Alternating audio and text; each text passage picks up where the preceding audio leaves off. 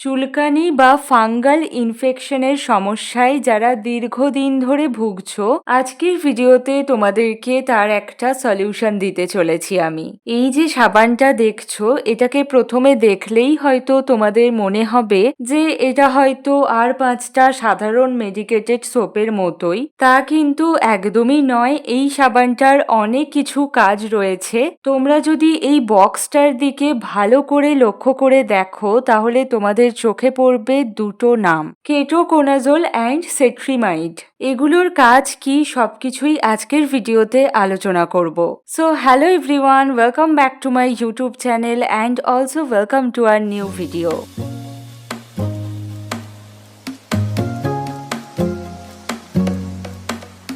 এই সোপটার নাম হচ্ছে কেটো স্কোর সিটি সোপ। এই সাবানটার ওয়েট 75 গ্রাম। এটা একটা anti bacterial and anti fungal soap, যেটা এই সাবানটার উপরেই দেখো লেখা রয়েছে, এবং এতে রয়েছে কেটোকোনাজোল অ্যান্ড সেট্রিমাইড।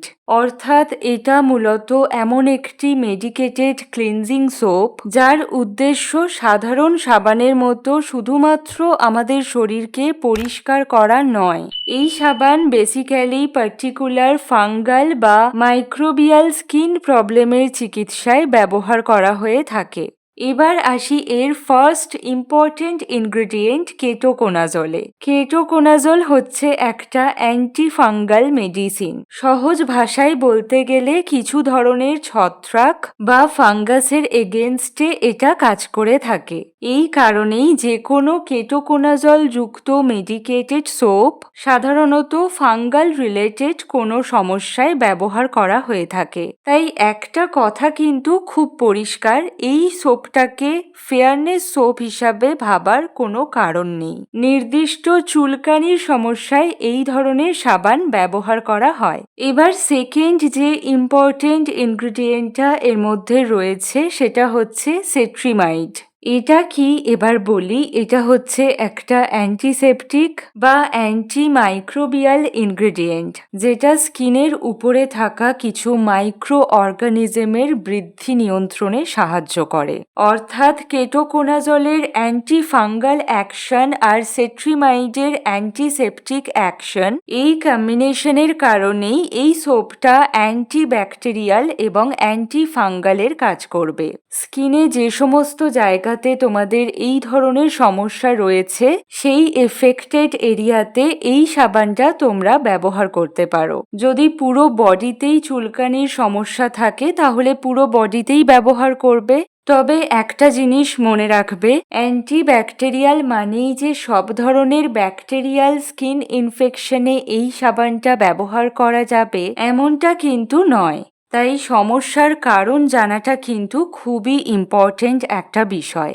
আর এই সাবানটা ব্যবহার করার নিয়ম হচ্ছে, এটা স্কিনের উপর অ্যাপ্লাই করে অন্তত 2 থেকে 3 মিনিট ওইভাবেই রেখে দিতে হয়। তারপর নর্মাল ওয়াটার দিয়ে যেরকম ওয়াশ করা হয় সেরকম ভাবেই ওয়াশ করে নিতে হবে।